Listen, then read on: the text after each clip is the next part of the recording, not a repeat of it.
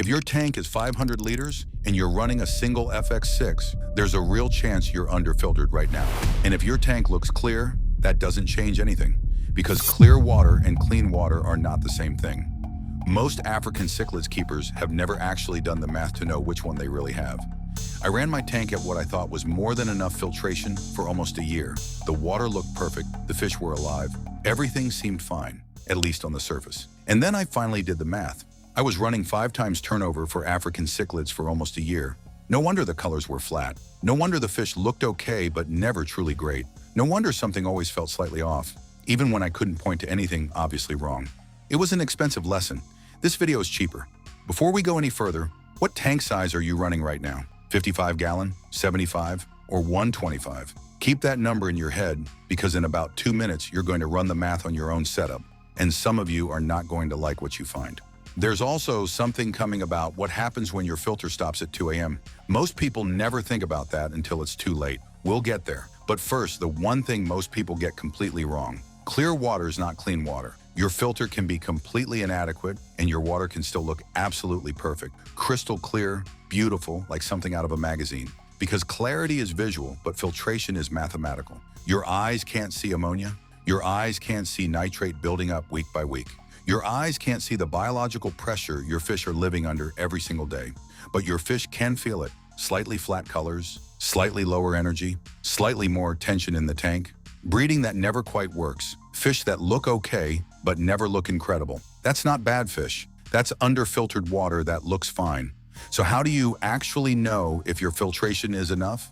You do the math. And before you click away, I promise this is not complicated. If you can multiply 2 numbers, you can do this. My 7-year-old nephew could do this math. Actually, he probably couldn't. He's annoyingly good at numbers. Anyway, but before we get to the math, we need to talk about one number first. And if you ignore this number, nothing else in this video matters. Turnover rate, that's the number. Turnover rate means how many times per hour your entire tank volume passes through your filter. That's it, nothing complicated. If you have a 300-liter tank and your filter moves 3,000 liters per hour, that's 10 times turnover. For African cichlids, Mbuna, Peacocks, Haps, Tropheus, the safe target is 8 times to 10 times per hour. Not 4 times, not 5 times, not somewhere around there, 8 to 10. And here's the uncomfortable part. Most African cichlid tanks are running at 5, maybe 6. And the keepers have no idea, because the water looks clear, because the fish look okay, because nothing has obviously gone wrong yet. Now calculate yours, 10 seconds. Take your tank size in liters, multiply by 8. 300-liter tank, you need 2,400 liters per hour minimum. Most single mid-range canisters can't hit that. Already a problem for a lot of people watching this. 200-liter tank, 1,600 liters per hour. Sounds manageable, but wait, 500-liter tank, 4,000 liters per hour minimum. Sounds like a lot, right? It is, and most people don't have it, not even close. Simple math, uncomfortable results. Now here's the part that makes those numbers even worse. The number on the box is not your real flow, not even close. That rating was measured in a lab with an empty filter, no media, no biorings, no ceramic, no sponge, no head height, and no resistance from pipes and hoses. The moment you fill it with media and plumb it into your actual tank, that number drops. Every single time, without exception, usually by 20 to 30%, sometimes more. Fluval FX6, rated at 3,500 liters per hour, great filter, but in a real setup, fully loaded, running under a cabinet, most people report effective flow closer to 2,500 to 2,800 liters per hour. Sounds powerful, right? Now let's do the math on a 500-liter tank. 500 liters times 8, that's 4,000 liters per hour minimum. Your real FX6 flow, around 2,600. That's 5 times turnover. 5 times for African cichlids in a 500-liter tank. It isn't enough.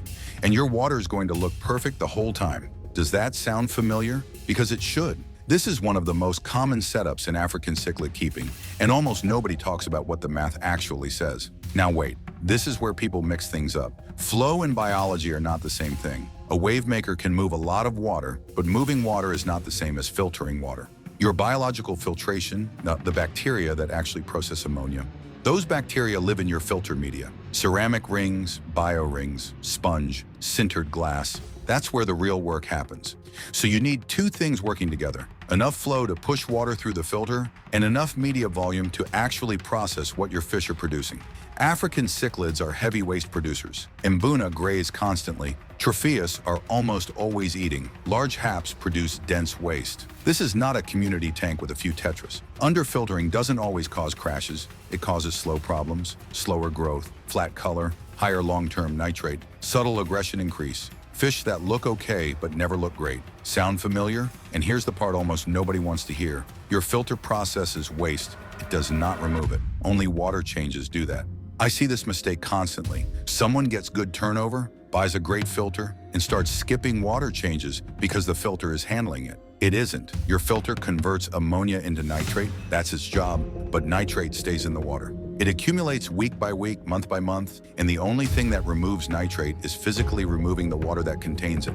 A perfect filter on a tank with no water changes will still have climbing nitrate. Guaranteed. Think of it this way. Your filter is the kitchen, and water changes are taking out the bin. A very clean kitchen still produces rubbish. Someone still has to take it out. Weekly water changes, 25 to 30%, non-negotiable. Your filter and your water changes are a team. Neither replaces the other. Okay, quick reset. Let's talk filter types, fast. Sponge filters. Is a sponge filter enough for African cichlids? No, not as your main filter. The flow rate is too low for an African cichlid bioload. A sponge filter in a heavily stocked Mbuna tank is like using a kitchen sponge to drain a bathtub.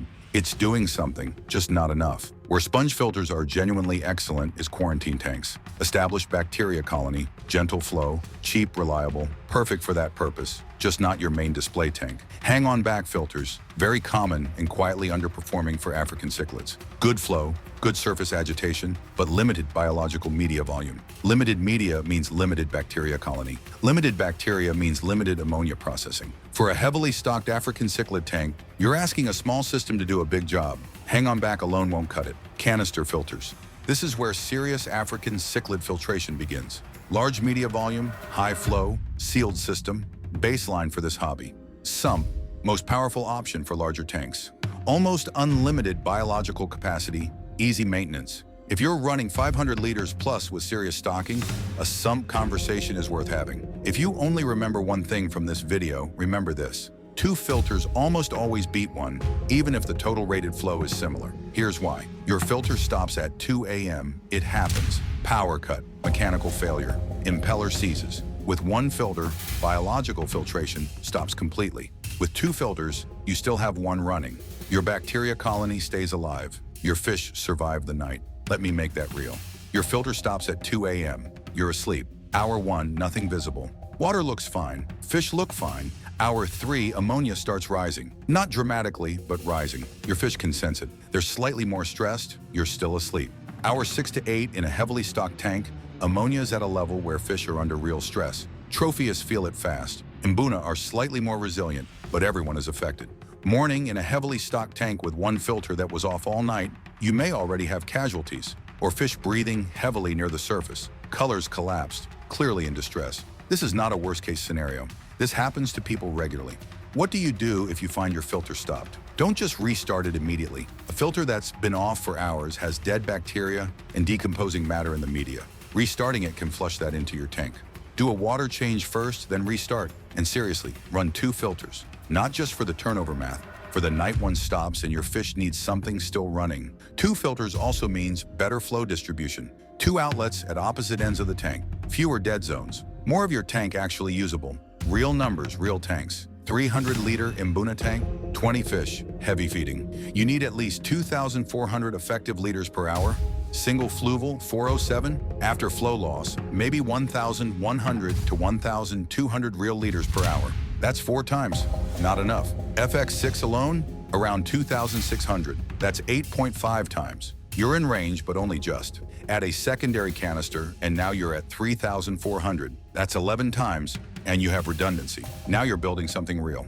500-liter Peacock tank, moderate stocking. You need 4,000 to 5,000 effective liters per hour. One FX6 gives you 2,600. You're at 5 times, not enough. Two FX6 units gets you to around 5,200. That's 10 times, and if one fails, you still have 5 times running while you fix it. That's a real system. Filtration should match stocking intensity, not just tank size. A lightly stocked 300-liter tank might do well at 7 times. A heavily stocked Mbuna tank in the same volume might struggle even at 8 times. Same tank, different fish, different math. Media fast. Your filter is only as good as what's inside it. Ceramic rings work. High porosity media, sintered glass, K1, Cichlid matrix works better. More surface area, more bacteria, more stable water, better color. When do you clean it? Too often, you destroy the bacteria colony. Ammonia spikes, fish suffer. Too rarely, media clogs, flow drops. Your real turnover falls even further. Every 6 to 8 weeks is the sweet spot for most canister setups. And when you clean, old tank water only. Never tap water. Chlorine kills bacteria. 5 minutes with tap water wipes out months of biological development. Old tank water, gentle rinse, back in the filter. New tanks, quick but important. Just set up a new tank, your filter's running, but your biology is essentially zero. The bacteria colony that processes ammonia takes 4 to 6 weeks to establish. During that time, your turnover math might look perfect, but biologically, the filter has almost nothing inside it yet. This is cycling. This is why new tanks crash even when everything else looks right. Test ammonia and nitrate every few days for the first 6 weeks. Seeing anything above 0 with fish in the tank means feed less, do more frequent water changes, and give the bacteria time. A new tank with a great filter is still a new tank. Dead zones. Pause this video. Put your hand in the back corner of your tank. I'll wait. If you felt nothing, dead zone. Your fish already know. That's why nobody lives there. Dead zones are where ammonia accumulates quietly, where your fish won't go, which means your 300-liter tank might be functioning like 180 liters for the animals actually living in it. A cheap circulation pump pointed at that corner can recover 50 liters of effective space overnight. Small pump, pointed correctly, massive difference. Spray bar on your canister outlet instead of a single nozzle distributes flow along the back wall. Fewer dead zones. Same filter, no extra cost. Come back and tell me if you found a dead corner. Seriously, I want to know. Okay, tonight, find your tank volume. Find your filter's rated flow. Reduce by 25% for real flow. Divide by tank volume. Below 8, fix it. Not next month. Not when something dies. Now, add a secondary canister or circulation pump. You don't always need to replace what you have. Sometimes adding is enough, and adding gives you redundancy. Upgrade your primary filter if it's genuinely underpowered. Consider a sump for larger setups. Check your dead zones. Point your outlet better. Add a spray bar. Do your water changes every week. 25 to 30%, because your filter can be perfect and your water chemistry can still crash without them. And run 2 filters, not just for the math, for 2 AM. Most people running African Cichlid tanks are underfiltered, not dramatically, just slightly, in ways that show up in flat colors, inconsistent breeding, fish that look okay, but never look great, and they'll never know because their water looks clear. Clear water is not clean water. Filtration is mathematical, and the math doesn't care what your tank looks like. Do the calculation tonight. Be honest about real flow. What filter are you running and on what size tank? Drop it in the comments. I'll tell you whether your turnover math works. Let's run the numbers together. If your filtration is sorted, but your tank still doesn't feel right, the next video is going to explain why. Because filtration is only one piece, and the piece most people are missing has nothing to do with water chemistry at all. Watch that next. You'll know within the first 30 seconds whether it applies to you. Click the video on your screen, and I'll see you there.